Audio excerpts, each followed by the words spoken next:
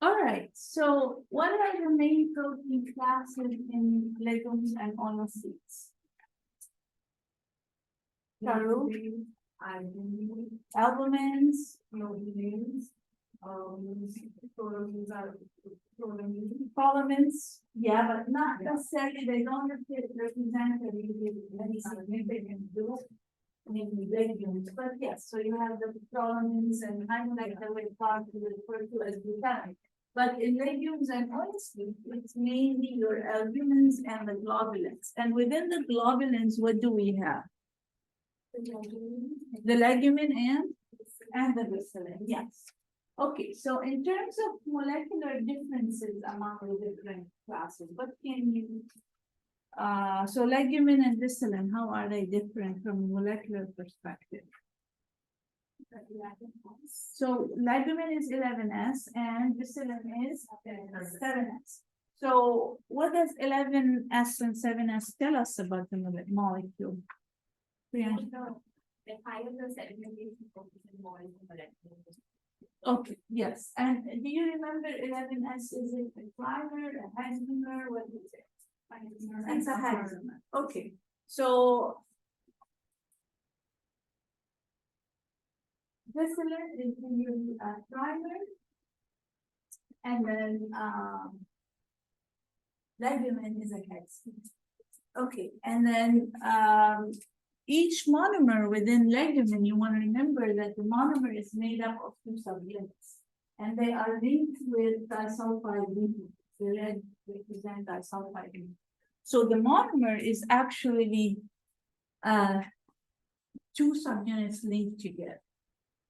In 11S, in 7S, the monomer is a singular subunit. And then they exist in trimers. Okay. So soy protein subunits, we talked about the acidic and basic, gives you the monomer. So under reducing conditions, you have the acidic, you have the basic. The acidic is anywhere between 35 to 40 kg, depending on the genetic variance, and then the basic is 20 to 25, again, depending on the genetic variance. So here they are. You have the 7S in soy. You have the 3 different subunits, alpha prime, alpha, and beta. So you always see those 3 subunits in the cylinder. Always? No. Sometimes you have a trimer made up of only alpha prime, homotrimer. And sometimes alpha, sometimes beta, sometimes it's a combination. So different species might have different genetic variants of that trimer, that it could be different combination. So every trimer does not necessarily have alpha, alpha prime beta. It could be a homotrimer, it could be a heterotrimer. And then glycine, remember you have also different genetic variants of the acidic subunits. So there are several of them. And if you think about chickpea, we talked about chickpea having a lot of different subunits of acidic, the acidic subunit of 11S. So it's not really exactly like soybean, although it has more 11S than 7S, but still it has different functionality because there are variations in the different monomers of chickpea compared to soybean. So there is not only varietal differences, but interspecies differences as well. So effect of pH on solubility of legumes and oilseeds. So what happens to the solubility over a wide range of pH? What does the curve look like? Okay, go ahead, Brittany. Oh, I was drawing it. Yeah. It kind of, so it's higher at lower pH and then at neutral solubility is low and then it increases again. Yeah, well, not neutral pH at isoelectric point is what you mean. And then you have a wider like if you look at whey protein and soy protein or regular protein, for whey you have this very steep, and then so you have really poor solubility around a very specific pH, and that's only when it's heated. Also, that's the whey. But for soy, you have this very wide bell shape where solubility is really poor between 3 to 5, 5.5, even 6. And then not until you get really alkaline, pH 8 to 10, that you start seeing enhanced solubility. And why do we have better solubility up here? Yeah. Yes, and the most common one that gets ionized and alkaline thyroid. Yes. That is the curve. Any questions? Anything you want me to repeat from last lecture?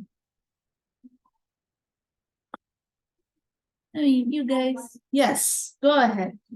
So, I think the last lecture we talked about how acidic subunits versus basic subunits and versus acidic. That's correct. Okay, this one? Yeah, Okay. so we say that, or you say that the acidic subunit has a better solubility as compared to the basic one. Yes. So it's because the basic subunit contains a lot more hydrophobic amino acid. That's And- why.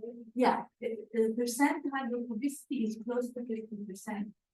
47% of the amino acids in the basic subunit are hydrophobic.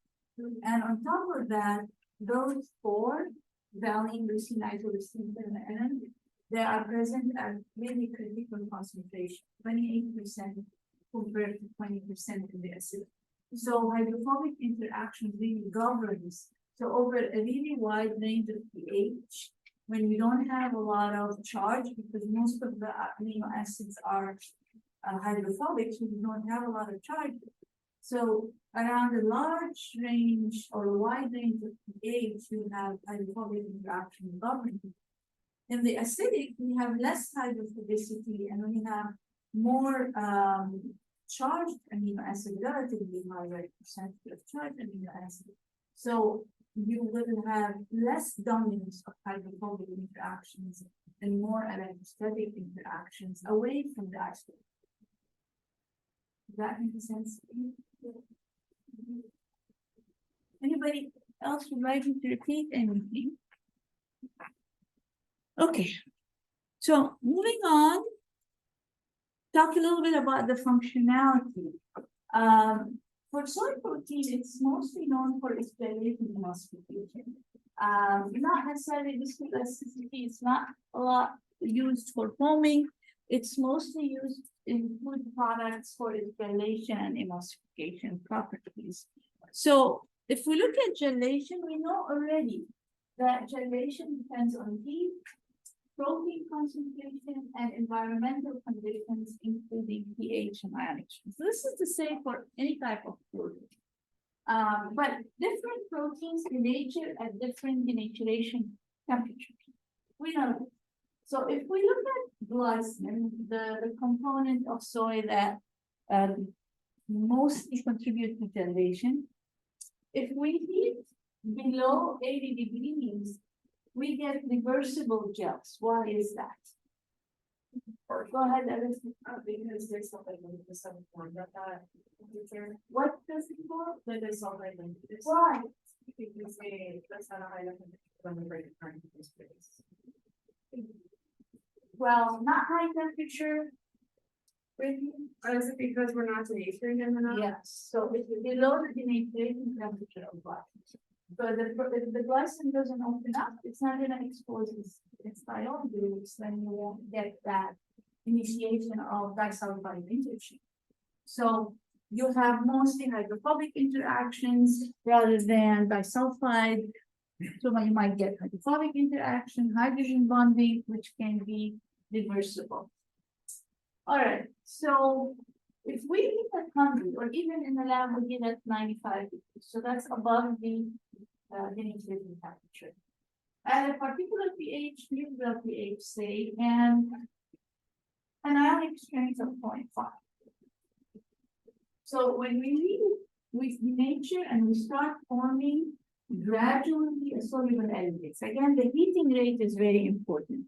If the heating rate is too high, then we form quickly denature and quickly form aggregates and precipitation. So you want to get into the formation of soluble aggregates, and then having enough protein concentration, you will end up having a nice network and mature gel. If we have low protein concentration, these soluble aggregates eventually with more heating, we're gonna get just insoluble and precipitating out. So that's why for different proteins, we need to hit at least the least dilation concentration. It's not higher to have a really strong elastic gel. So for soy, what is usually we prepare gels at what? 15. It has about 10 to 12.5, depending on the source, least gelation concentration.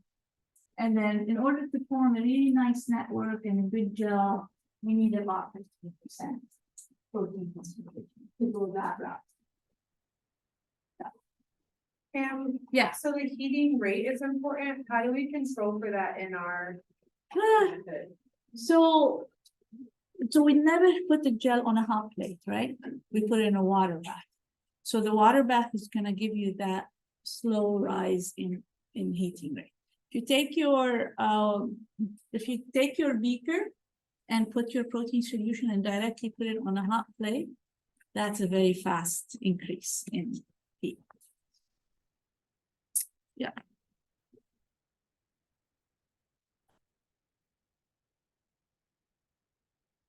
So if we isolate beta-conglycine and we try to form a gel, it does form a gel, but it's mostly stabilized by hydrophobic interaction and ionic interactions and hydrogen bond. So the gel is really weaker than glycine because beta-conglycine does not really have disulfide interchange, cannot form disulfide interchange.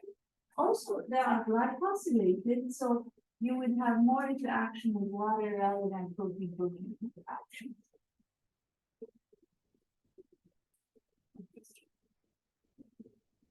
So mixed systems usually give you a really nice balance. So instead of having really strong gels, you get more of a balanced gel when you have obviously the two in there.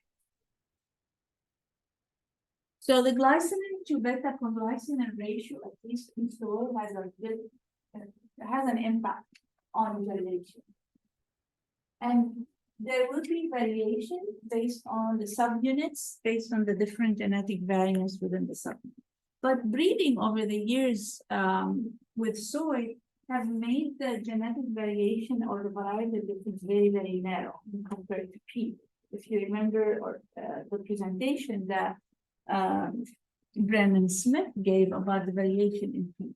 However, the breeding, the selective breeding that happened over decades for soy narrowed that variation in the ratio and in the different subunits. That's why in soy, you see that when you run a gel, you see really a very dark band around 40 and a very dark band around 20 kg. Whereas for chickpea, like I said, you will see several bands in different molecular weights that constitute the acidic subunits of legume. So a lot of variation, a lot of differences in the performance or the functional performance, but in soy it's more consistent. In old research, quite old research, but still very significant. They looked at enhancing the functional properties of soy using targeted hydrolysis. So they hydrolyzed, I would say, I think with caffeine. So the name gives you a molecular weight. Here's a soy protein isolate hydrolyzed with papain. Papain targets beta-glycan. And then they hydrolyze with pepsin. Then the glycine subunits got targeted. And that here is your SPI, not hydrolyzed. And then they control the degree of hydrolysis, and then they determine the gel hardness or gel strength. They looked at, let's see, so the one that had glycine or reduced conglycine, RC reduced conglycine, had much better gelation concentration. Gelation property, so had a much higher gel hardness. But the hydrolysis that had the reduced glycine, when we hydrolyzed glycine, we got a weaker gel. So when we hydrolyze the conglycine, and then we enrich basically the system with glycine. When we enrich the system with glycine, or the proportion of glycine increase in the system, we had a stronger gel. And the opposite was true for when we hydrolyzed the glycine. So this kind of work is kind of basic work, laid the foundation of glycine having better gelation properties than conglycine. In terms of emulsification, also beta-conglycine here plays, but not also. In this case, beta-glycan plays a more important role. It has a good balance, I would say, between hydrophilicity and hydrophobicity on the surface. It is smaller in molecular weight than glycine, and it is glycosylated, so it enhances interaction with water better than glycine does. So beta-glycan is the one that contributes more to emulsification. If we look at the emulsification properties of soy that has a soy protein isolate, that have both glycine and conglycine, it has, you've done that before, it has around 1200 BC, so emulsification capacity. That means it can, 1 gram of protein can emulsify 1200 grams of protein. So that is the average that we've seen in the lab. It varies between 1000 and 1200, depending on the source of test. In comparison to casemates, sodium casemates is much better emulsifier. We already know that casemates are natural emulsifiers. Compared to whey, it is better than whey protein isolate, but not by a lot. So soy protein is a good emulsifier in general. Yeah? How does that higher acidity operate in emulsification? So, okay. You want to have some hydrophilicity, right? You want to have some charges. You have only high hydrophilicity, you want to have good interaction with water. So emulsification, basically you want to have the balance between interacting with water and interacting as well with the water. And surface hydrophilicity is important, not only total hydrophobic amino acid, we work on the surface. So there is a difference between total hydrophobicity or total hydrophobic amino acid and what ends up on the surface. Yeah. Now, of course, many of you are familiar with pea protein in terms of gelation and emulsification. So the pea protein has different composition of glycine or legumin to bicinin, and also the legumin and bicinin in pea are genetically different than the legumin and bicinin in soy. So it's not just the ratio as we always think it was the ratio, but it is also the genetic variation. Legumin in pea, for example, has less cysteine than legumin in soy. Having less cysteine contribute to lower gelation properties. And Also, we don't have a great balance between what's on the surface in terms of surface hydrophilicity and hydrophilicity. So you end up also having much lower concentrating. So being in a group and very related to each other does not mean that they're gonna behave the same. So the amino acid composition is different, the sequence is different. Even a slight variation can cause really major difference in the protein. So slight variation in amino acid can change the conformation of the protein, what's on the surface versus what's in the core, and that can lead to very large and not necessarily linear change in functionality. So it might be a couple of amino acids that are different, or the location of these amino acids, the sequence might be slightly different, will impact greatly the functionality.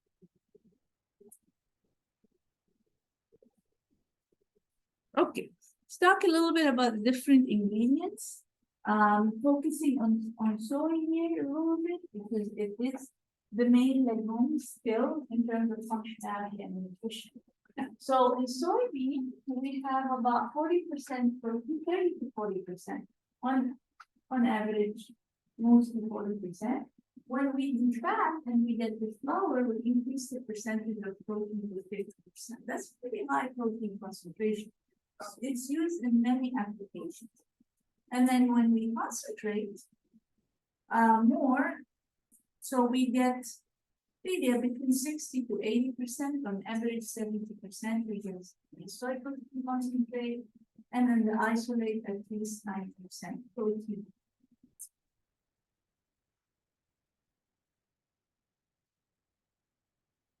So using soy flour is used in meat and baked goods. It does have a unique flavor. It has a relatively high amount of indigestible carbohydrates. Soy concentrate also used in meat analogs and in regular meat as a binder. And it does have less meat flavor and less indigestible carbohydrates. Soy protein isolate obviously is the highest in protein, lowest in off flavors, and widely used in a lot of applications. So indigestible carbohydrates are mainly like fiber. Yeah, but not only fiber. So the stachyls and ravinols, those tri and 3 and 4 units that are indigestible and thus give you gas. Okay. This is a general process. You remember, you can make it nicer with its extra color. This is old. Help me out with some of these old slides. Okay. So you start with the soybeans. Of course, you clean, you crack, you dehull, use your hulls, and then the dehulled and cracked soybeans. So you can condition, I mean, increase the temperature slightly to enhance flaking and pressing. But if you are using the soy just to produce protein, it's a different line. In industry, when they started off, just were interested in the oil, they take the flakes, they press all the oil out, and then they take the cake and then do the hexane. They don't care about the temperature or how long it got exposed to the hexane. You get a meal, it goes to animal feed. But when they discovered that, oh, we can really retrieve the protein and it has much higher value than the oil, then there's a different processing for it. The protein that we get from soy does not come from the completely defatted meal that is directed only to produce oil. It comes from a different processing line. So you get the flakes here, instead of pressing and then mixing, mostly they just go directly to solvent extraction. They can do pressing and then solvent extraction, but mostly they just go to solvent extraction and they control the conditions of exposure to organic solvent as well as the desolvenitization step, temperature, time, combination. So they use gentler conditions so that the protein is not really impacted that much. Then you get the defatted flakes that you grind, and then you get the flour. From the defatted flakes, you can also go into producing concentrate. So sugar removal, it can be through alcohol, 80% alcohol, or what they do, they drop the pH directly to 4.5. So they disperse in water, drop the pH to 4.5. Your fiber and proteins precipitate. Sugars are in the supernatant, they get separated, and then you get the soy. Here you have 60 to 80% protein. Now, if you want to get the isolate, then you do your alkaline extraction, then you do the precipitation with acid, where you separate the solubles from proteins, and then you do several washes, you neutralize, and then you spray dry, and then you get the isolate. Soy protein concentrate is often used for texturization. So you can use soy protein concentrate to produce texturized vegetable protein, which is low moisture extrusion. And you can use it also for high moisture extrusion to produce meat analogs. So this is just showing you what I just talked about and more steps magnified, but we also talked about that in topic 3 of this class, protein separation. And why do some companies, like some meat companies, send us their product in plate form instead of, you know, how sometimes their products are on plates rather than, What companies send us plate form? don't you want them plates? Oh, no? No. No. We always ask them to mill it so that for protein extraction, you really need to have at least 40 mesh.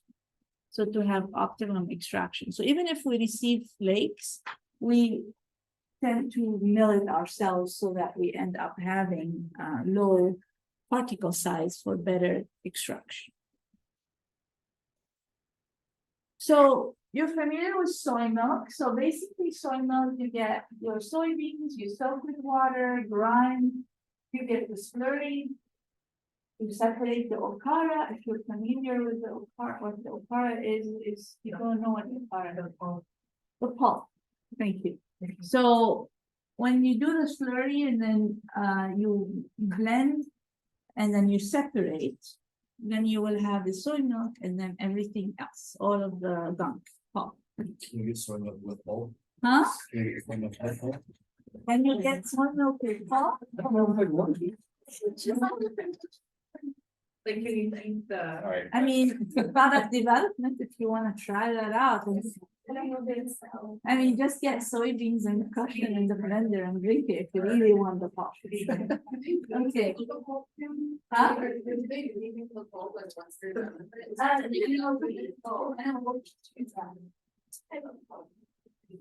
Okay, so yeah, the residue here is called the okara. The okara,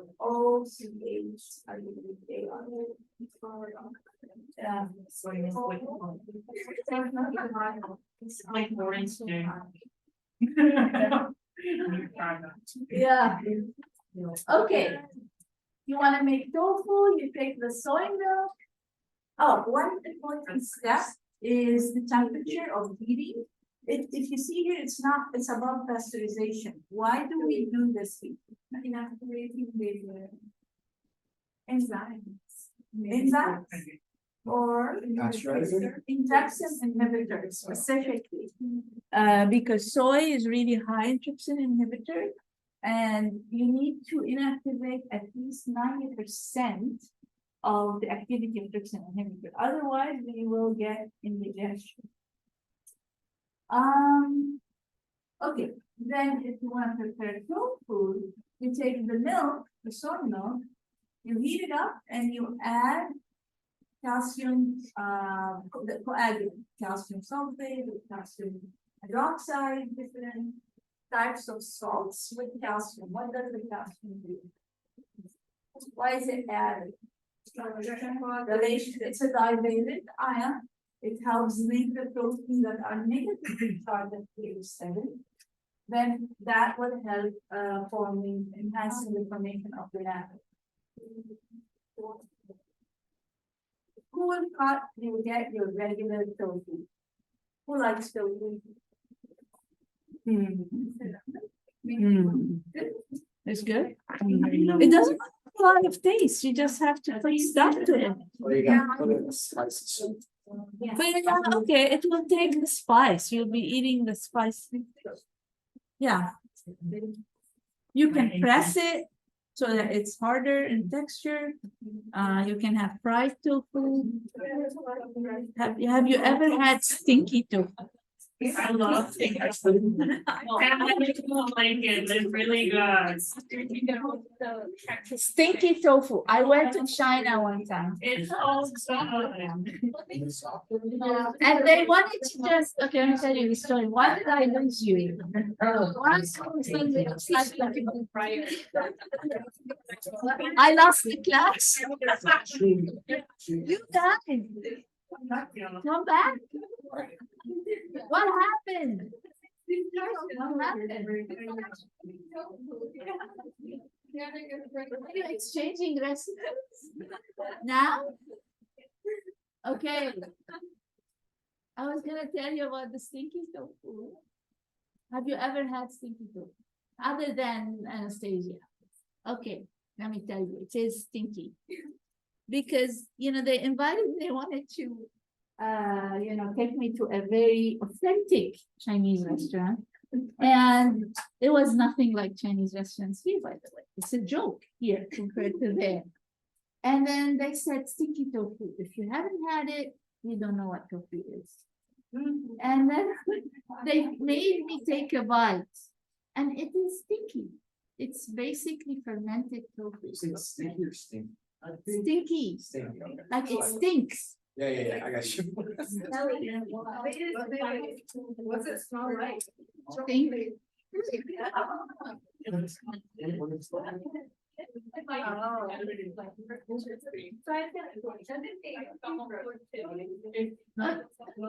They ferment it so hard, like the green cheese.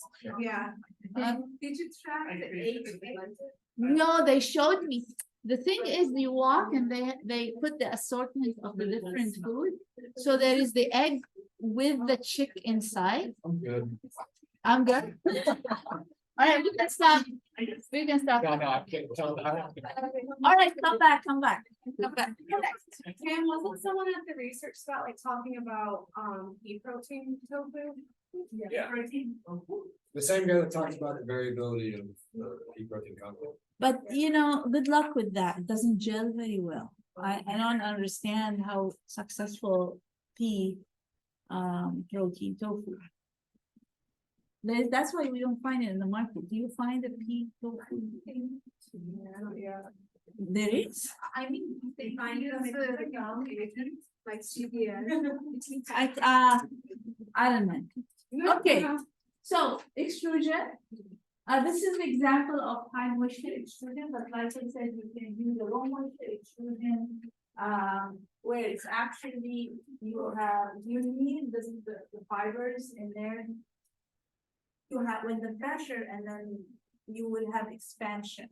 And when you have expansion, then you have more like a puff, dry material. And then when you put it in water, then it becomes nice texturized. But here is a wet, high moisture extrusion where you prepare your dough at a specific moisture content, somewhere between 50 to 60% moisture, and then feed it into the extruder at specific temperature, change temperatures across your screw, and then pressures. And what happens is at the end you will have a cooling die. So basically the temperature and pressure drops, And then the material expands and forms fibrous structure. I'm not that great in explaining extrusion, but that's kind of the common situation that happens. When you get those fibrous structure, the soy and gluten are the proteins that usually can form this. They try with tea, they try with other proteins, it doesn't give you exactly that nice fibrous structure, more like a dense material of some sort. Okay, the nutritional quality is important. As you can see, soy is right there, mostly between 0.9 and 1 in terms of TDCAS. So it remains the most complete plant protein. It is low in fat, of course, doesn't contain cholesterol. I don't know why I have that in. Can't, no cholesterol.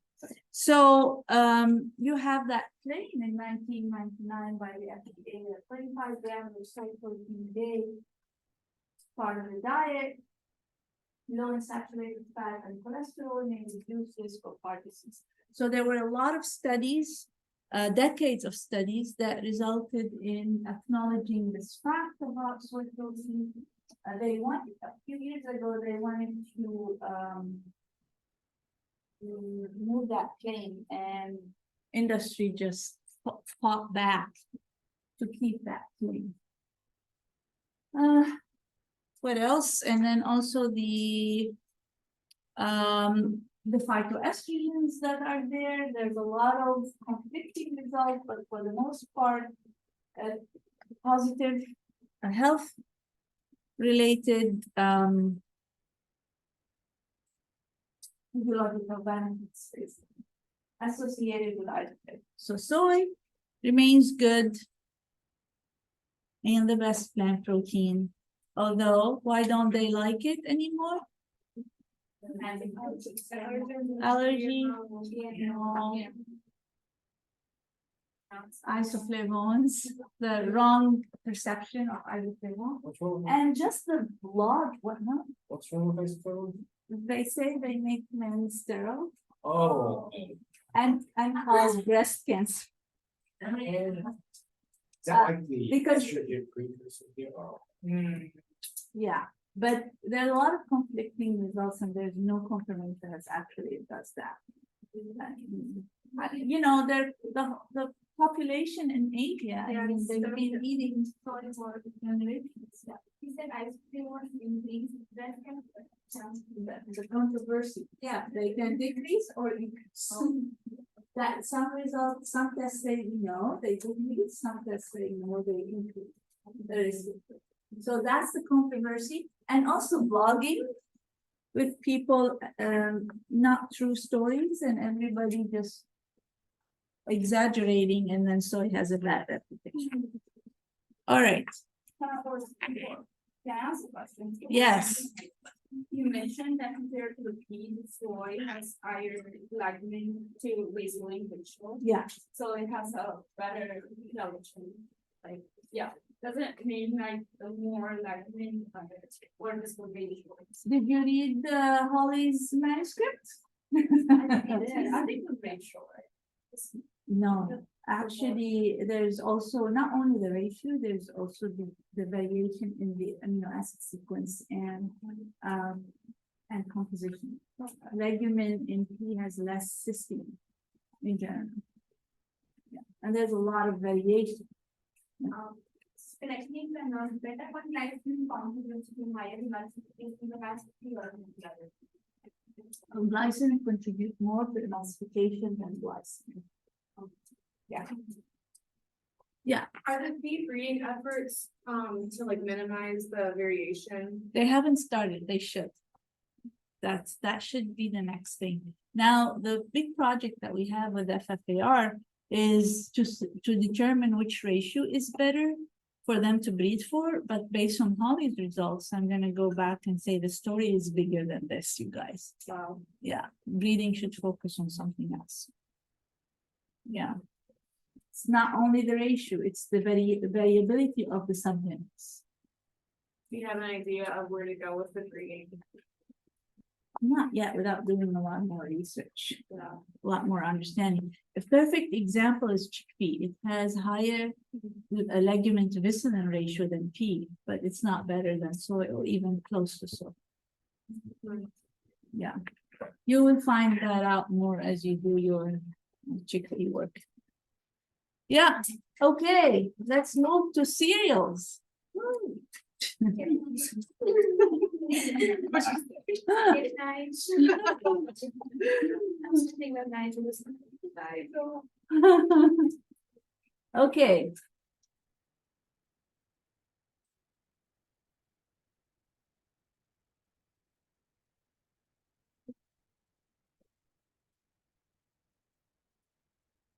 Do consider updating some of my slides. This is how I get my slides updated. You guys. If you really want some points. Okay, helps you study. When you draw it, you think about it. It's not working, is it? Soy protein ones. Anything that looks bad. There are a few of them there. Come on, Sally. Help me out. What's that? Well, if you impress me, I might give you more than two. Oh, that's not on the 2 points is kind of low. What would it be? 5? Okay, 5. I'm sold. I'm sold. It's a learning experience. You benefit, I benefit, everybody benefits. Okay. Come on, 5 is a good. 5 is good. That's a lot. Yeah. Yeah. What happens when we add ascorbic acid to flour? I have a funny story after this, but yeah, what happens when you add ascorbic acid to flour? Huh? Yes. So, yeah, then which one of them? Huh? What? Is that all? How is it all? There's some contradicting here. Just kidding.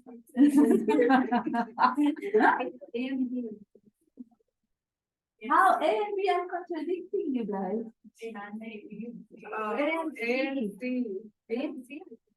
A and C. First of all, when you have ascorbic acid in water with flour, it acts as oxidizing agent. So ascorbic acid in the dough system, that means flour, water, ascorbic acid, it initiates disulfide interchange. Then we get a stronger gluten form, the more you need. Of course, the gluten form is upon meeting, but then you'll get stronger gluten form and due to enhanced disulfide interchange and intermolecular linkages. So A and C. Okay, so well, not so funny story, but it was, I worked for a year at the flour mill after my master's. And the owner of that mill was so cheap. He would want to buy the cheapest wheat that you can ever get hold of. The cheapest wheat has very poor protein quality. And he would just go, put ascorbic acid. Just, yeah, let me go and sprinkle some ascorbic acid and create magic. No matter how much ascorbic acid we're adding, it's going to be sour at the end of the day. Yeah. What's that? Innovation. Anyway.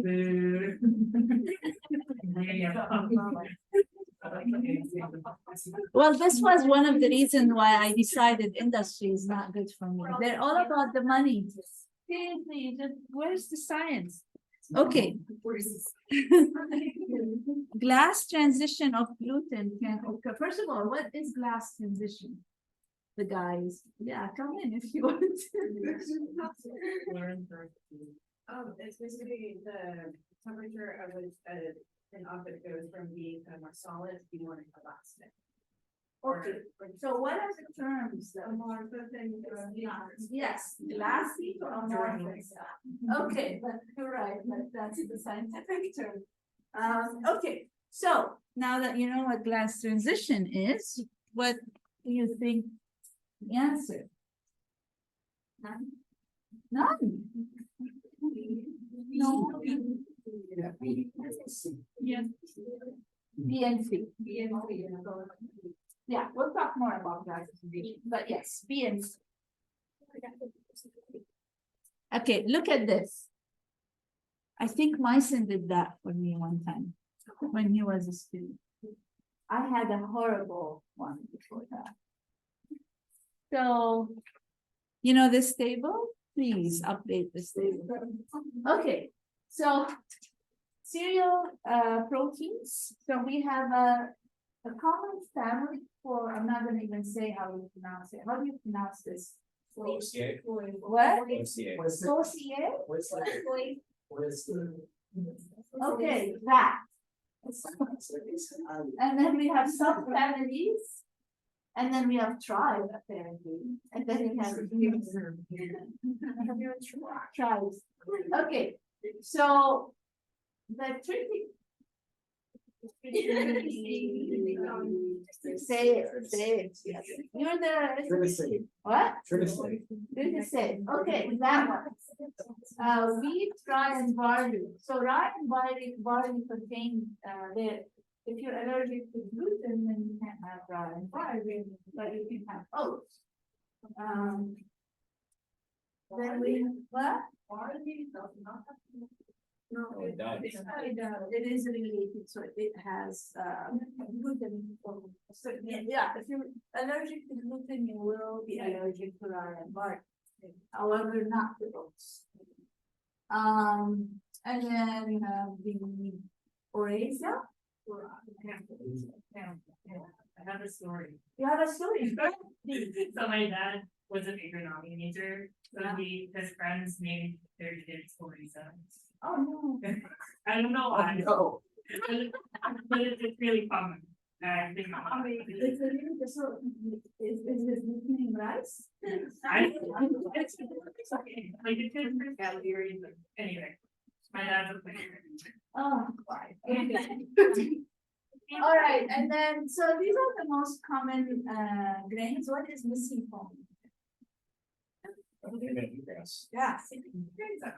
All right, so can you redraw this? Is it based on like the amount? Like, What is based on the amount of gluten? Isn't it like concentration? Because I know it's stuff they were trying to concentrate their like, okay, but if they did that, the gluten content would rise. Okay, I'll tell you why. It's when they harvest, there could be Oh. contamination. Okay. So when you get oats, there might be contamination with wheat, and then when you concentrate it, the contamination with the ratio of contamination will be high. Yeah. So the only reason why oat could be not good if it's contaminated. Yeah. All right, so lovely picture.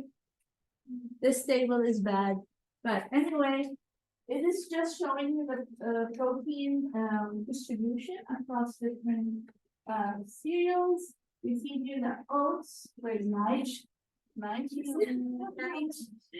has the highest protein, and this is only average, right? Wheat obviously will have a range between 9% to 15%, depending if it's soft wheat, a durum wheat, or regular hard wheat. It varies. So there is a variation in the protein content among cereal grain. That's the whole point of that. This also, it just the main proteins classes in cereals are your globulins and collagen. What else is there? Albumins. So of course, albumin is another category, but we don't emphasize much on albumins. And chronomins it contains the low molecular weight polymers and the high molecular weight polymers that are also known as glutamics. So sometimes we just say polymers and glutamics, but glutamics really are high molecular weight polymers. So in some references or literature, you just hear that gliadins and glutenins are referred to as prolomins in wheat. but really, they are just lower molecular weight tolerance, higher molecular weight tolerance. So you might see them used interchangeably in the future, but that's how it is. Okay, so of course, we have some grains like oats, we have more globulins in oats than there are globulins in wheat. So the wheat globulin is the how do you say that? Tristan, what do you say? Tristan. Okay. So that you rarely hear about this protein because it's really a minor protein. However, your prolamins in wheat are more dominant, the globulins like %. So depending on the variety of, or not variety, or the type of grain you have, you will have a higher globulin, lower globulin, more prolamin, etc. And also the ratio of prolamins to high molecular weight prolamins is different among the different varieties. Okay. Memorize. No. No, but what I really want you to know here is the use of prolamin versus high molecular weight prolamin and glutamine. So that when you're reading a literature or a published work, you can understand that, oh, glutamine is sometimes referred to as prolamin as well. Yeah. Okay. So prolamin proteins, so the high and low molecular weight protein predominates in wheat. So globulins and albumins are lower concentration or importance.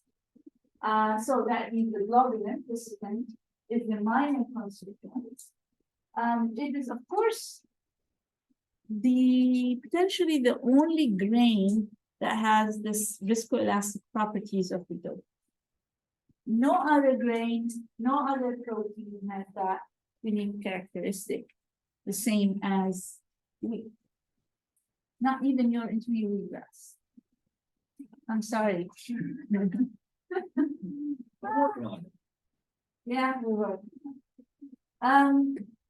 So these proteins are responsible for the viscoelastic properties, the formation of an elastic dough, and it's used because of these properties. They're used in a variation of products, cakes, cookies, pasta, bread, as you all know. So you also, some of you are in cereal and grains, so, or you know, the hard wheat usually has an average of 12. The durum usually is 14 to 15% from up to 13. And then the soft wheat, usually you have a low concentration of protein, but not only the differentiation is just the percentage of protein, also the composition of the protein. So sometimes you have lower glutenins in the soft wheat compared to the hard wheat. Also, there is a unique component, a protein, a prevalent. This protein associates with the starch granules, but there has been studies that showed the presence of this group of proteins, such as pyrindolins, PIN-A and PIN-B. If they are present, then your wheat is mostly soft. There is this association that the presence of these proteins contribute or correlates with the wheat being soft versus hard. So the part of the work that Coleman is doing is characterizing the distribution of proteins in intermediate wheatgrass that we're trying to make it harder. So what happens is I think this same idea. I told the readers and intermediate wheatgrass reader, if this exists in wheat, don't you think it might exist in intermediate wheatgrass as well? So they searched for genes for PIN-A and PIN-B, diversity among their varieties, and they found some variation, and they crossed them, and they gave us a series of wheatgrass, and we measured hardness. And based on the hardest, we selected it and they went back and produced more of that, the hardest nutrient wheatgrass that they were able to produce. And now common is characterizing the protein in this hardest. But it's not yet as hard as wheat, but harder than the other nutrient wheatgrass to see if that harder nutrient wheatgrass would have better vitamin to glycogen ratio and better elasticity. Harder meaning it contains more protein. That's what I've been saying for the last 15 minutes. Just Not just the protein content. So protein content, definitely, hard wheat have higher protein content than soft wheat. But what also I'm saying is that there's also the components of that protein will be different. So soft wheat will have higher gliadins to glutenin ratio than hard wheat. So it's not just the protein content, it's the components of the protein as well that will be different. Okay. So, of course, whole wheat flour has higher protein than refined flour because there's protein in the bran, there's protein in the germ. But most of the protein, over 70% of the protein is in the endosperm. And the protein in the endosperm are your prolamins, okay? So your low molecular weight prolamins and high molecular weight prolamins.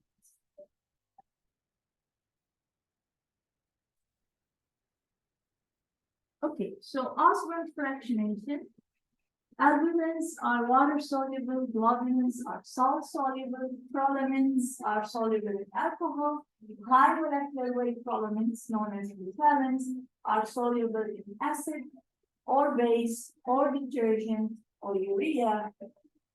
But having a reducing agent will aid in the solubilization of that high molecular weight prolamin because of the fact that these prolamins are interacting with each other via disulfide interchange. So the subunits are interacting via disulfide interchange, they're very insoluble. So you need either high acid, high alkaline, detergent or urea, and reducing agent to get them solubilized. Okay, I'm gonna do two more slides, give you a break, and then it's presentation time. All right, so the albumins and globulins are cytoplasmic membrane proteins. They have functions such as being metabolic or enzymes for germination and so on. So they are mostly in the bran and germ of the grain. So in the endosperm, however, we have our storage proteins, and these are the prolamins and high molecular weight prolamins, which are the glucanids. And these are the gluten-forming proteins. Before you look to the next one, why are they called prolamins? Without looking to the next. Prolamins, amino acids, rich in proline, rich in glutamine. Okay. So they can be classified as structural proteins given their large network, large molecular weight, and large intermolecular interactions. They are in the endosperm. So they have, like I said, high level of glutamine. This is important. Take note of that. Presence of high level of glutamine facilitate hydrogen bonding. There's a lot of hydrogen bonding that is involved in the formation of gluten. And that's because of the high level of the glutamine. They have high amount of protein, like I said, hence the name proline. They don't have a lot of charged amino acids, so they're not really very soluble at pH 7. So they're not soluble at all at pH 7.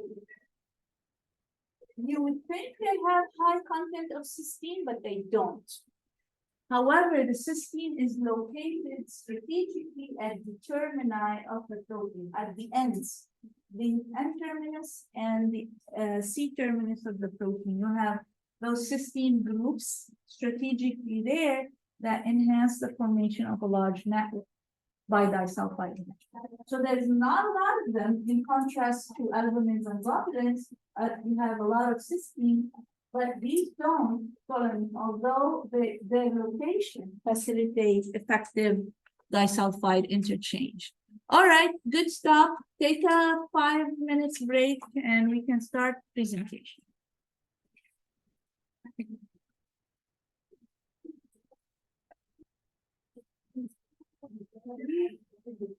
Too hot in here, yes. I swear to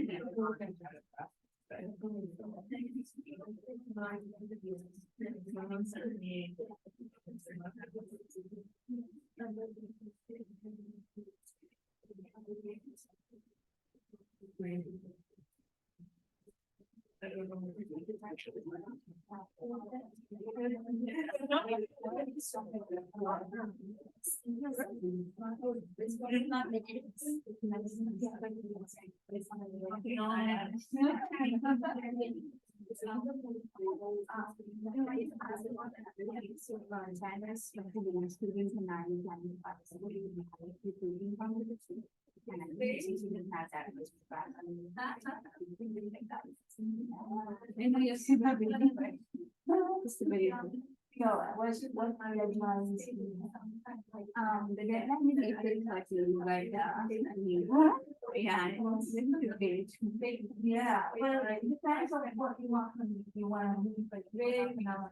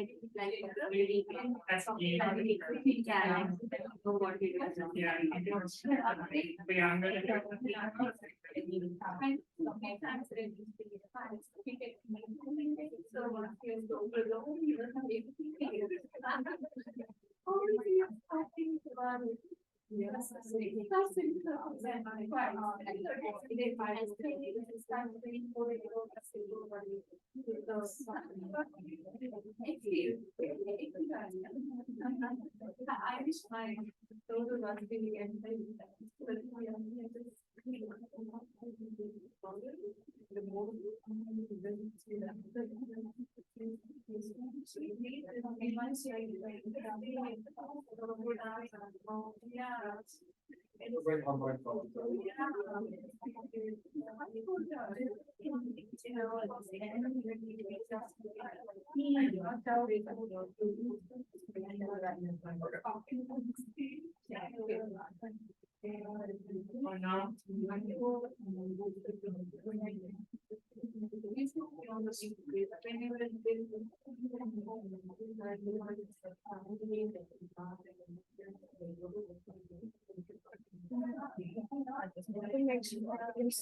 Presentation notes. Huh? I'm saying I just wanted to make sure that we can see the notes. Is it good? Yeah. Oh, we're gonna be on video.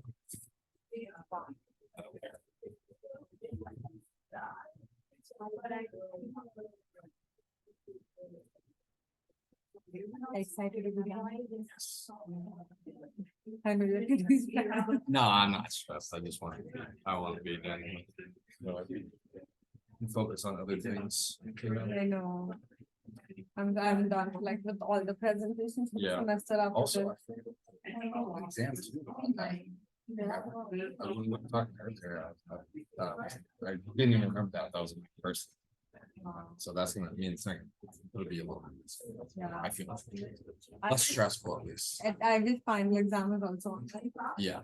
Me too. You should suggest. I should suggest. Mark,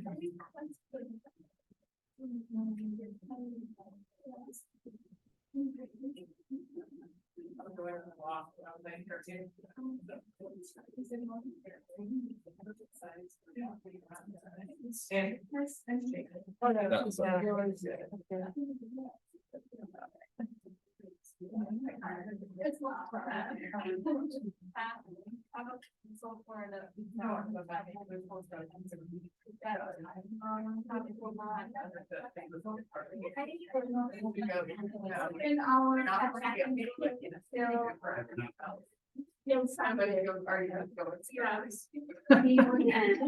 Just for me though, right? Apparently. The less basic. Oh, ask. This happened. I was like, do we have to think of that thing?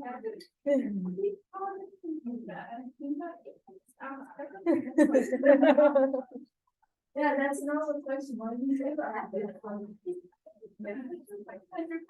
Don't make it kind of deep.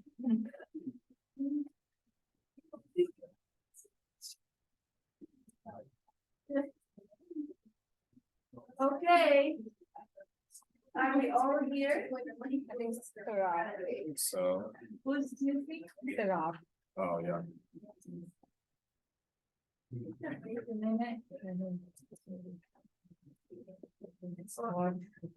Oh my gosh, it is hot. You guys will see us sweating Yeah. with the nervousness and the heat. Nervousness. You're fine. Okay, let's just start. Yeah. Go ahead. Okay, hi, everyone, I'm Coleman, I'm Charu. and, and today we're gonna be presenting on whey proteins as emulsifiers. So why whey proteins as emulsifiers? Synthetic emulsifiers have been associated with health concerns among consumers, which has led to research in more natural ingredients such as whey proteins. Whey proteins naturally are high in nutritional quality, versatility of function, and are clean taste. And as emulsifiers, they are highly water soluble, have modest interfacial properties, and are good antioxidants and can form emulsions at both acidic and basic pHs. They represent over 1/5 of the global protein ingredient market, a total of $5.3 billion a year. Oh no, yeah, $1 billion a year. And so they're highly available as well. The overview of the papers that we're going to be going over today. Paper 1 investigates the impact of pH and protein concentration on whey protein emulsification. And paper 2 investigates the impact of enzymatic hydrolysis on whey protein emulsions. So we'll start with Article 1, which is confined flow behavior under shear stress and stability of oil and water, high internal phase emulsion stabilized by whey protein isolate, role of protein concentration and pH. So before I dive into the article a little more, I want to give a little background. So what are emulsions? They are a colloidal dispersion that consists of at least two immiscible fluids, normally water and oil, and in which one exists as a dispersed phase and as like a small droplets. Then what are high internal phase emulsions? These are similar to conventional emulsions, but contain a very high dispersed phase, typically more than 73%. And as you can see in the image, the dispersed phase is much less in conventional emulsion compared to high internal phase emulsion. So the objective of this paper was to study the effect of increasing continuous phase, protein concentration and pH on viscosity and stability of high internal phase emulsions. So for that, the sample preparation started with protein solution preparation, where whey protein isolate was dissolved in acidic or neutral buffer at 1, 5, and 10% protein concentration. It was then followed by emulsion formation, where 70% sunflower oil was mixed with 30% of the protein solution made at 13,000 RPM for 2 minutes. Then for preservation, sodium azide was added. For analysis, this paper was pretty extensive, and a lot of analysis was beyond my understanding, but I'm going to cover as much as I could understand, which included confocal laser scanning microscopy, droplet size, geological analysis, which included yield behavior and storage stability. Before I dive into analysis, the high internal phase emulsions were prepared before any analysis was done. So how they were prepared were by increasing the shear rate from 0 to 50,000 per second and followed by a decrease in shear rate. And it's something like this texture analyzer will do. If you press the probe, it will like increase the shear rate, and if you like put it back, it will decrease the shear rate. And then the samples were taken at 0, 10,000 and 50,000 per second, and while increasing the shear rate, and at 5,000 and 0 per second while decreasing the shear rate. So this is CLSM. In this, the green part is like the dispersed phase, which looks like droplets, and the red part is in the background is the continuous phase. And this includes the study at shear and no shear at pH 3 and 7 at 1, 5, and 10% protein concentration. And if you see at both the pHs, at higher protein concentration, you can see the protein being more packed, the dispersed phase being more packed as the protein content was increased, and it was attributed to the caging effect, according to the author, which is the more balance between hydrophobic, hydrophilic part as the protein increased. Also, with the increased protein concentration, more absorption was observed. That's why it's like more caged. However, if you see with no shear, the droplets were more circular. But after shear, especially at 1 and 5% protein concentration, there was a visual, you can see the droplets being colosect. But at higher like protein concentration at 10% concentration, no visible disruption of those droplets was seen at both the pHs. This graph talks about the droplet size, and on the y-axis is the mean of all the droplet at a given condition, while the x-axis is pH. And as I explained in the beginning, the samples were taken at different processing conditions, like or while applying shear. It's represented by different shapes in the graph. If you see in all the graphs at 1%, 5%, and 10%, there was an increase in droplet size as we increased the shear. And that was because the whole network was disrupted and more droplets colosect. But if you look at 10% protein concentration, the increase in size was much less, especially at pH 3. So this stability was attributed to unfolding of lactalbumin and absorbing better at all droplets, giving it more stability. Another reason is, like as we studied in the class today and previously as well, that hydrophobic hydrophilic balance is very important. If there are too many charges, the emulsion would be unstable. That's why it could be another reason at neutral pH there were more charges. That's why it was little more unstable. This is the yield behavior, and if you look at the y-axis, it's like viscosity versus shear rate, and at pH 3 and 7 for 1 and 10% protein concentration.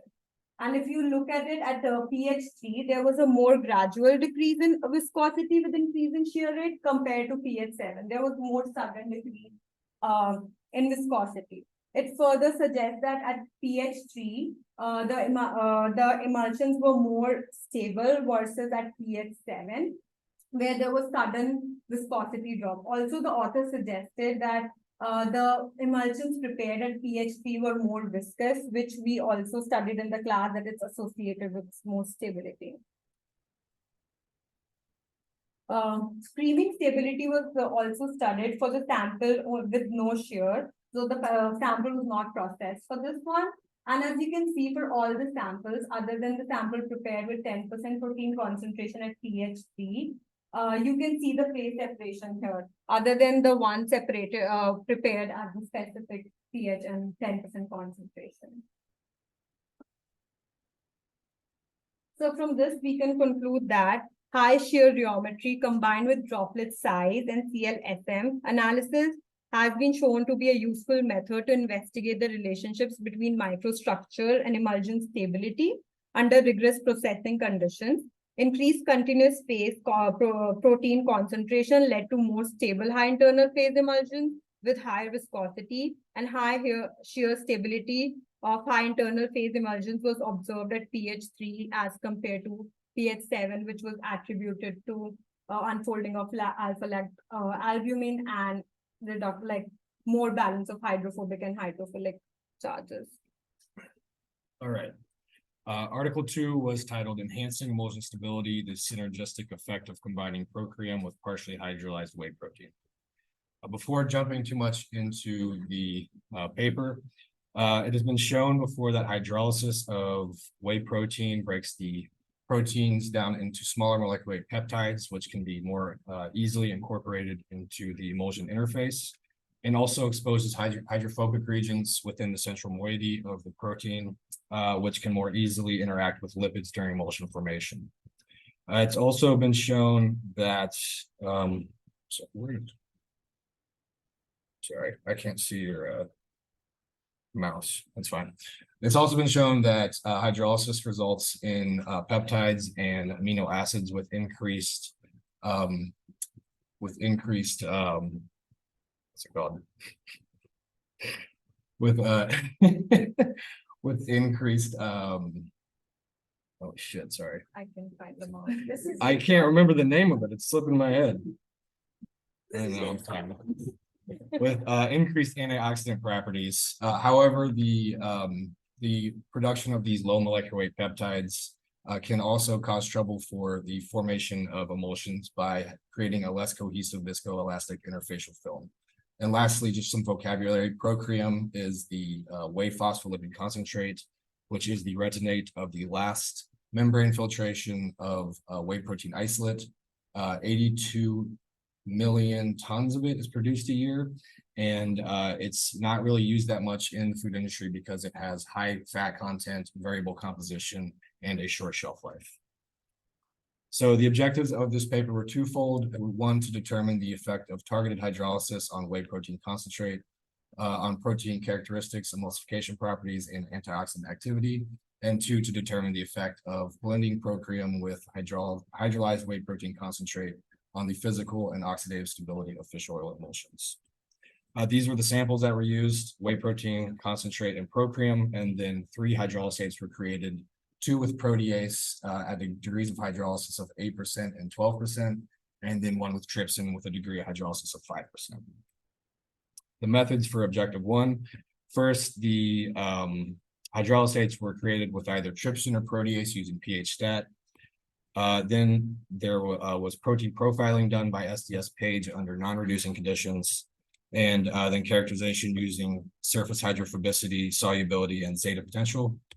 And then emulsification properties were measured using emulsion capacity, emulsion stability, and emulsion activity index. And antioxidant properties were measured using the DPPH radical scavenging assay and the ferrozine chelating assay. Methods for objective 2: first, the isolates were blended and then emulsions were created.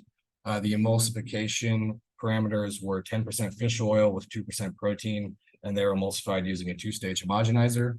Then storage was done at 40 degrees Celsius for 10 days. And finally, emulsification physical stability was measured using zeta potential, turbidity, and droplet size. And then oxidative stability was measured using lipid peroxide analysis. So for the results of objective 1, excuse me, this is the SDS Page gel for the protein profiling of the hydrolysates and procreum. We see that procreum in lane 2 and the whey protein concentrate in lane 3 had similar protein profiles, and the protease M hydrolysates appeared to partially hydrolyze both alpha-lactalbumin and beta-lactoglobulin in lanes 4 and 5, with the protease hydrolysate at 12% experiencing more alpha-lactalbumin hydrolysis, and then in lane 6, trypsin hydrolyzed mostly the beta-lactoglobulin. Protein characteristics of the hydrolysates in procreum, we saw that the trypsin hydrolyzed whey protein concentrate had significantly increased protein solubility, and this was attributed to the decrease in surface hydrophobicity seen with the hydrolysis of beta-lactoglobulin. And then we also saw that procreum had both higher surface hydrophobicity and zeta potential than whey protein concentrate, while protease M only had comparable measurements in both of those categories. So then we look at the emulsification stability, emulsification activity index, and emulsification capacity. Procream showed significantly better emulsification capacity and stability compared to the whey protein concentrate, which can be attributed to its phospholipid content. And the hydrolysis generally improved the emulsification properties of all the hydrolysates, with the protease at 9% having the best increase in all attributes. And lastly, for objective 1, this is the antioxidant capacity and the chelating capacity of the hydrolysates in Procream. The activity of whey protein concentrate in both categories was generally increased by hydrolysis, with the biggest increase being observed for the protease 12%, hydrolyzed at 12%. Also, the Procream had greater radical scavenging ability compared to the whey protein concentrate, which can be attributed to the phospholipids being able to act as additional radical scavengers. So for objective 2, this slide shows the emulsion physical stability for the emulsions over storage. Firstly, we can see that trypsin hydrolysis resulted in a good particle size stability over storage. And this was attributed to the fact that the hydrolysates had exceptional Grady scores, which stands for grand average of hydropathicity. And that just really means that there was a really good hydrophilic balance between the two. And it was also theorized that during hydrolysis, there was sulfhydryl groups that were exposed that were in the central moiety of the protein, and those were able to link during the emulsion formation and further stabilize that interface. Unfortunately, the protease hydrolyzed whey protein concentrate had a bimodal distribution over storage, which means that it did not maintain a good droplet size. And this was theorized to be the result of exopeptidase activity of the protease enzyme, causing small peptides that formed a less viscoelastic interfacial film, so coalescence was seen. But that was mitigated by the addition of Procream, and this was reported to be the better interfacial film was reported to have been created by the interaction between the hydrolysates and the the Procream proteins and the phospholipids. This slide here shows the oxidative stability over storage. So they measured lipid peroxide formation, which is the product of primary oxidation. The protease hydrolyzed whey protein concentrate, as you can see in the arrows, had significantly more lipid peroxide formation, meaning oxidation, compared to the whey protein concentrate, which was at odds with what was measured initially, where they had better antioxidant properties. So this was not something that they thought would be seen. But however, the trypsin hydrolyzed whey protein concentrate did perform as expected, and less oxidation was seen compared to whey protein concentrate. This was thought to be the result of the fact that the primary mode of preventing oxidation is actually the interfacial film and the strength of the interfacial film. So as you can see, the protease hydrolyzed whey proteins, as their emulsions started to break, their oxidation also ramped up as well. And lastly, the hydrolysate and Procream mixes performed better than the hydrolysates alone. And again, this was thought to be the cohesiveness of that interfacial film being better, and also the increased antioxidant activity with Procream that was seen in the antioxidant assays. So in conclusion, trypsin hydrolysis resulted in more favorable physical emulsion stability and antioxidant resistance compared to protease hydrolysis, demonstrating the importance of enzyme choice when formulating emulsions using hydrolyzed whey protein concentrate. Procream was shown to enhance the physical stability of emulsions using protease hydrolysates, and demonstrated the potential for use in hydrolyzed whey protein concentrate emulsions. And lastly, assays used to screen emulsification properties and antioxidant activity or unable to accurately predict the performance of hydrolysate in emulsion systems, highlighting the complexity of the interactions in such systems. So overall conclusions are whey proteins are excellent emulsifiers, but through modification and processing, they can be enhanced. Knowing how to effectively use a protein under different circumstances is essential when understanding systems. Factors like pH, hydrolysis, and protein concentration play an important role in determining emulsification properties. Furthermore, we would also like to give some critiques for the article. So for Article 1, the strength was author did a very detailed study on rheological stability of high internal phase emulsion. And the weakness was emulsion stability was assessed only visually. No experiments were conducted to see change in microstructure. For Article 2, the strength seen was that the authors used both predictive analyses and real-world analyses to make conclusions about the stability of the emulsions. Weakness was that procreum, which is known to be highly variable, was only used from one source. And the commonality between the two papers were that they both looked at droplet microstructures for whey protein emulsions processed under different conditions and used that data to identify ideal conditions for whey protein emulsification.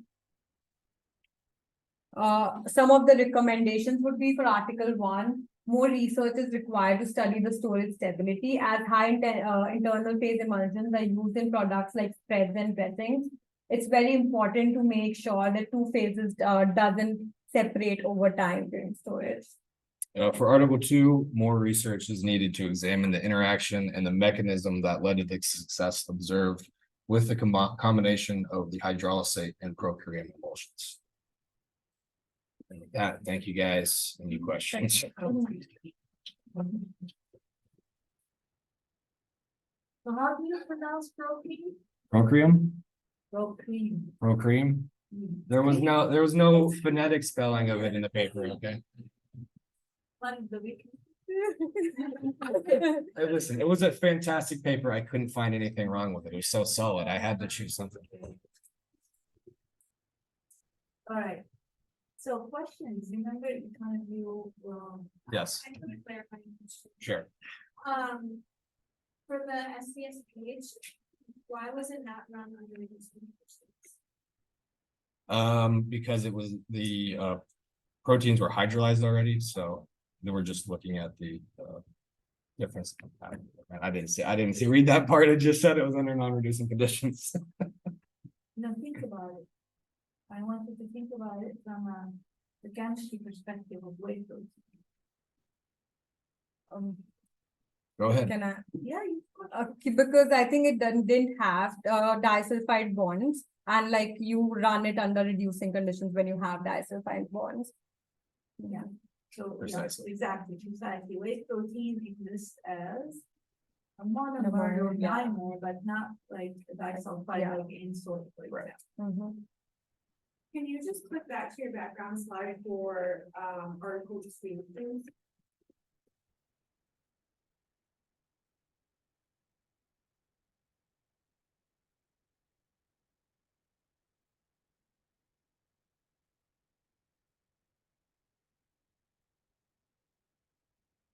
I'm sorry, I just wanted to do like. Oh, okay. Any other questions? She just wanted to see the slide. Valid question. Correct. All right, another question. Go ahead, Sarah. Sorry. Can you tell me what is the main reason they use fish oil to make the emulsion?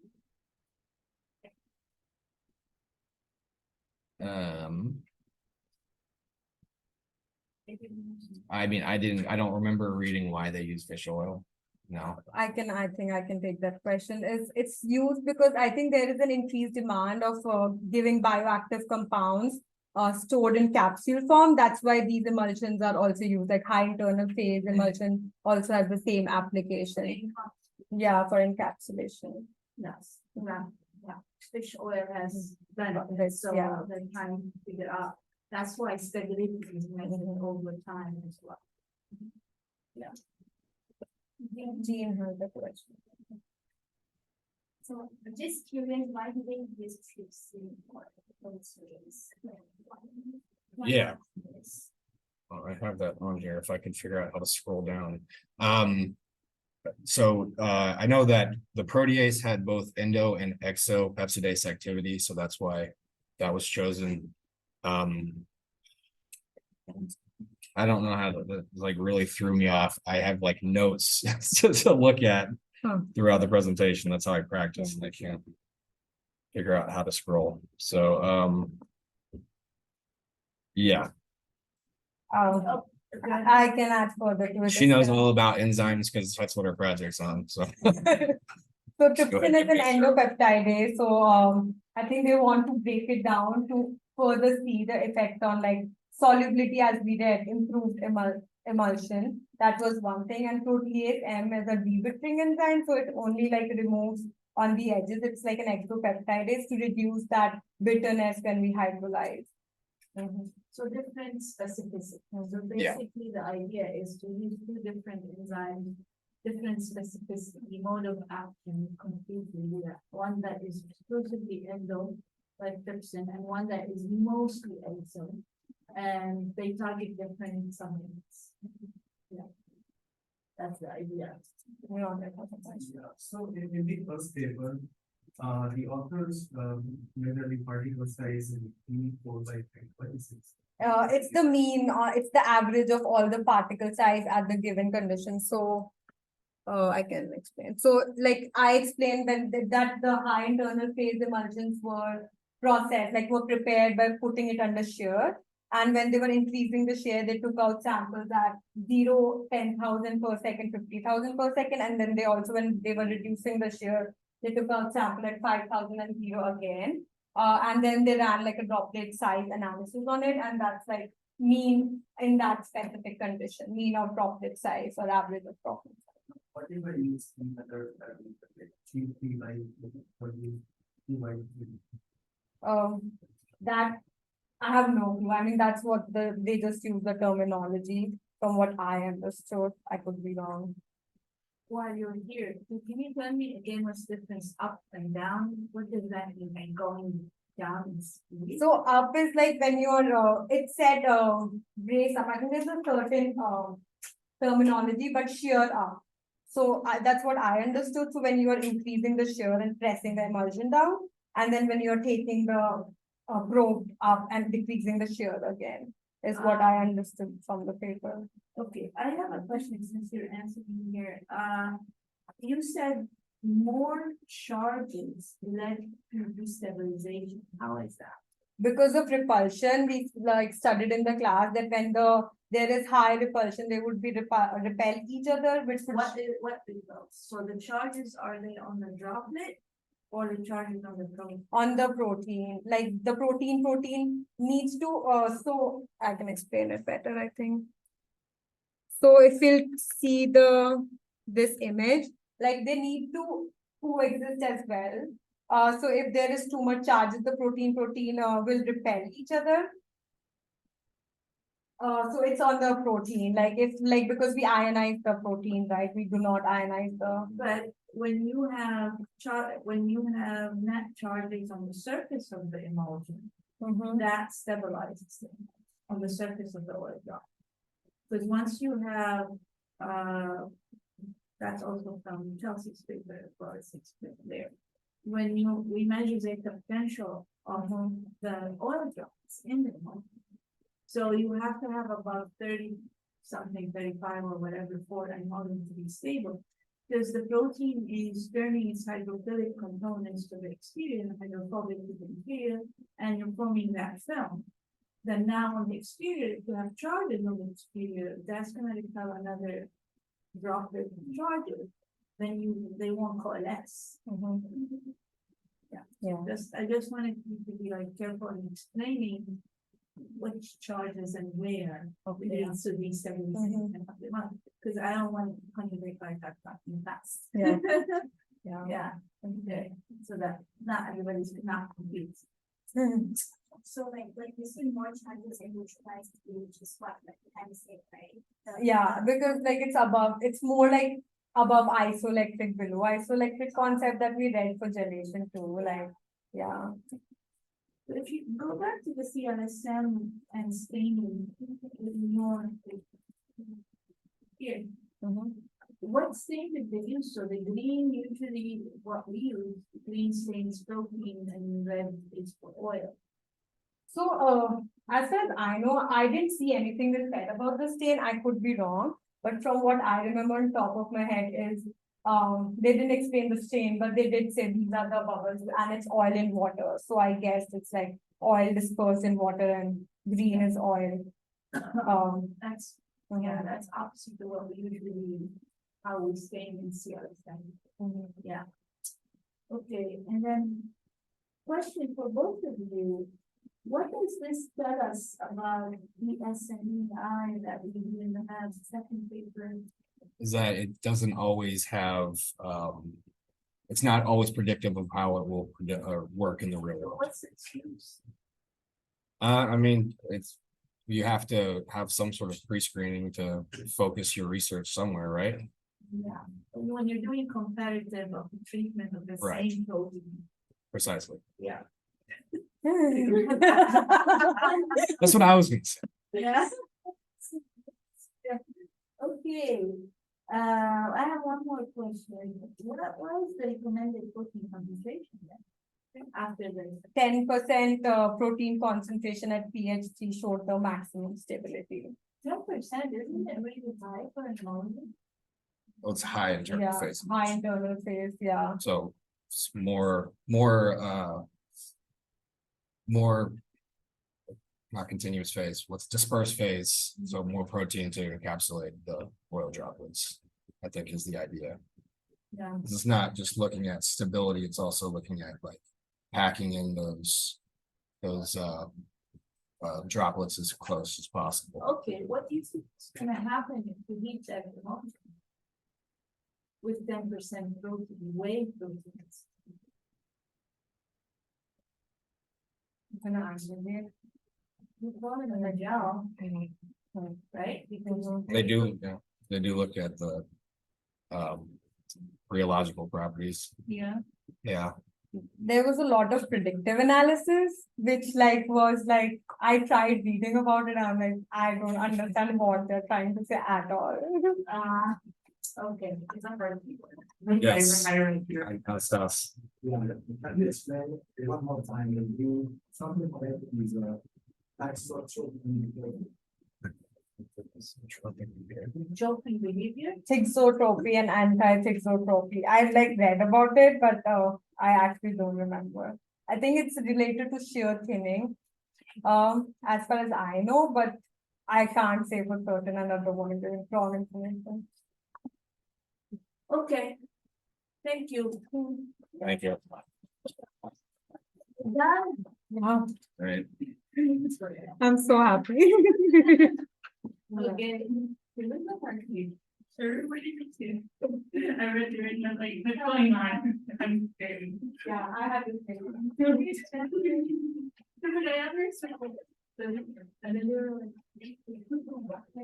So don't forget, practice, let me just say one thing. Practice, set 4 due next Wednesday, there's also practice set 5 open as well. But not necessarily next Wednesday, the Wednesday out.